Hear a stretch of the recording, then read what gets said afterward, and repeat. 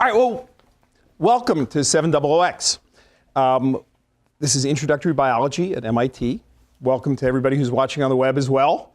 What I want to do today is tell us what the course is about. I'm going to try to cover everything in the entire course today, everything.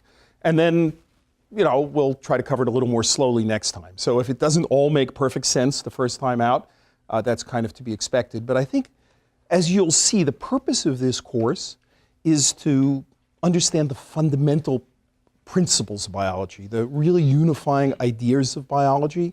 It isn't to memorize all the details of biology. So I want to make sure that you have the whole picture of where we're going in this course first. And everything that we talk about is going to fit into one very simple framework. So, you can't pick up a newspaper. You can't pick up the New York Times without something about biology, something about medicine appearing in it. Wherever you are in the world, papers are constantly talking about biology. For example, so let's just talk about the section 1, the revolution in biology.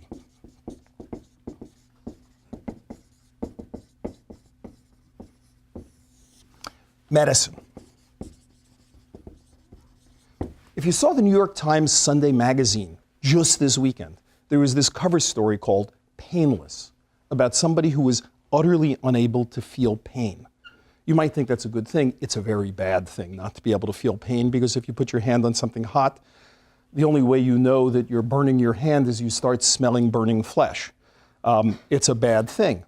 Well, we know the gene that causes that. There's a particular genetic defect that causes it. It's extremely rare, but people have been able to figure that out. Cystic fibrosis. There is a genetic disease that's not so very rare. About 1 in 2,000 births in the European population are babies with cystic fibrosis. Cystic fibrosis, particular genetic disease. The gene for cystic fibrosis was identified in 1989, but just in this past year, a drug was developed that treats the genetic defect in about 4% of the cases. Specific genetic spelling differences can be treated by a drug. So we've got examples here of hereditary inability to feel pain. Inability to feel pain. We've got cystic fibrosis. We've got breast cancer. There is a gene that was discovered some time ago. In fact, 2 genes, one and another, both of which confer a very high risk for early onset breast cancer. And this has been a pretty important thing. While there's not a drug yet that treats that, there is early diagnostics, early mammography, that allows people to know that they should be getting mammographic exams much earlier in their life. Similarly, there's a couple of genes for colon cancer that allow people to do colon cancer screening earlier in their life and catch cancers before they become lethal. It happens to be a hot topic this spring, even as we're teaching this course, because whether that gene can be patented and exclusively licensed to a single company that can have a monopoly on screening that gene is going to the United States Supreme Court in the last week of April. And the United States Supreme Court sometime this spring is going to make a decision as to whether or not someone can have a monopoly on a human gene. Pretty cool. And I'll tell you more about that in the course at some point. Skin cancer.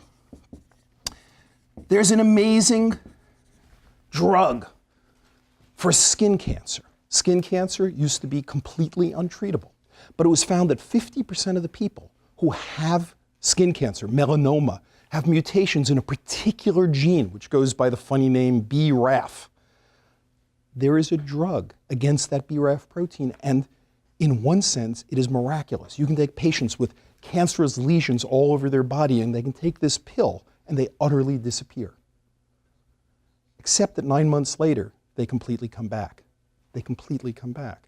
So we know that in one sense, miraculous things are happening. We can make drugs designed against particular mutations that give rise to particular changes in cancers and have a stunning effect on the cancer, and yet it's not quite good enough. It only gets 9 months. But it tells us that if we were to put together 2 or 3 or 4 of those drugs with low side effects and high potency, maybe the cancers won't come back. And that's what's going to be going on in the next couple of decades. It's an exciting time, but we can't overpromise that these sorts of things yet save the lives of people with skin cancer. They extend the lives of people with the skin cancer. That's the edge, that's the time, that's why it's worth teaching a course like this, because it's going to be your generation that works through all of this biology and works through the therapeutics that eventually get us to the point where there's a combination pill where it doesn't come back. There are similar things going on with high cholesterol that causes heart attacks, and we'll talk about that in this course.